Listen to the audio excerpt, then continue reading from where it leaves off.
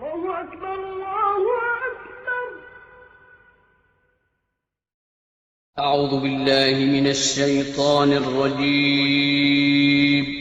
بسم الله الرحمن الرحيم.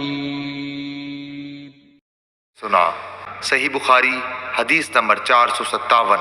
کعب بن مالک نے مسجد نبوی میں عبداللہ بن ابی حضرت سے اپنے قرض کا تقاضا کیا اور دونوں کی گفتگو بلند آوازوں سے ہونے لگی، یہاں تک کہ رسول اللہ صلی اللہ علیہ وسلم نے بھی اپنے حجرے سے سن لیا۔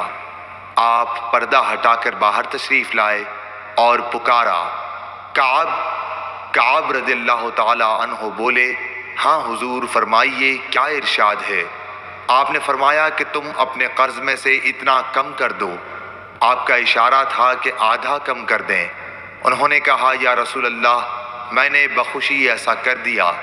پھر آپ نے ابن ابی حضرت سے فرمایا، اچھا اب اٹھو اور اس کا قرض ادا کرو جو آدھا معاف کر دیا گیا ہے۔ صحیح بخاری حدیث نمبر 458۔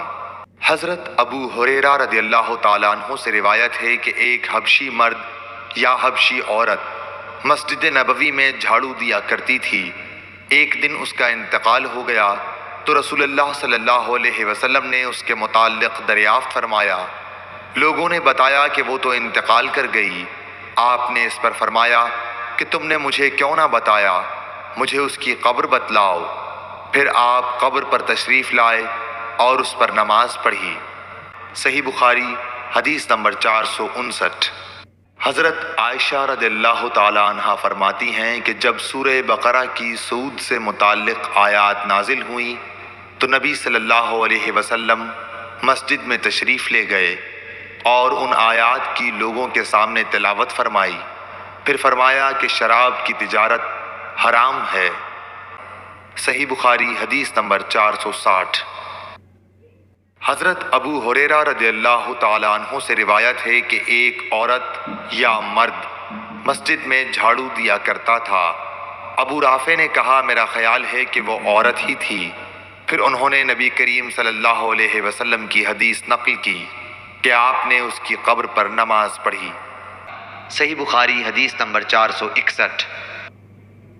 حضرت ابو ہریرہ رضی اللہ تعالیٰ عنہ سے روایت ہے، نبی کریم صلی اللہ علیہ وسلم نے فرمایا کہ گزشتہ رات ایک سرکش جن اچانک میرے پاس آیا، یا اسی طرح کی کوئی بات آپ نے فرمائی۔ وہ میری نماز میں خلل ڈالنا چاہتا تھا، لیکن خداوند تعالیٰ نے مجھے اس پر قابو دے دیا، اور میں نے سوچا کہ مسجد کے کسی ستون کے ساتھ اسے باندھ دوں تاکہ صبح کو تم سب بھی اسے دیکھو۔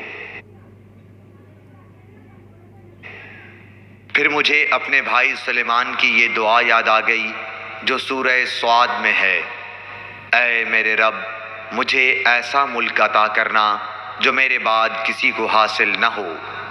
راوی حدیث روح نے بیان کیا کہ آن حضرت صلی اللہ علیہ وسلم نے اس شیطان کو ذلیل کر کے دھتکار دیا۔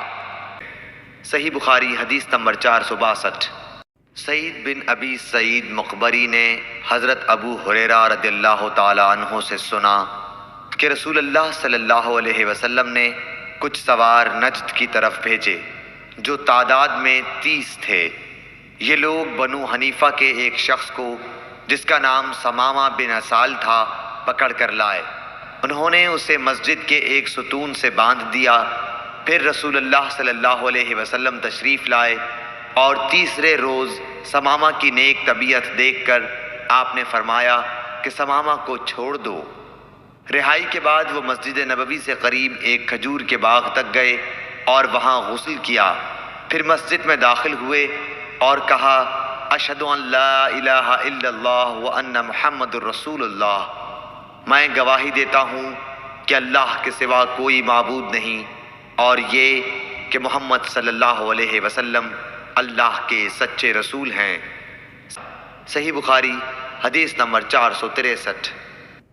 ہشام بن عروہ نے اپنے باپ عروہ بن زبیر کے واسطے سے بیان کیا، انہوں نے حضرت عائشہ رضی اللہ تعالی عنہا سے آپ نے فرمایا کہ غزوہ خندق میں سعد رضی اللہ تعالی عنہ کے بازو کی ایک رگ اکحل میں زخم آ گیا تھا۔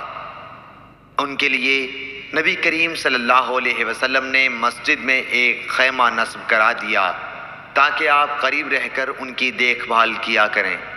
مسجد ہی میں بنی غفار کے لوگوں کا بھی ایک خیمہ تھا۔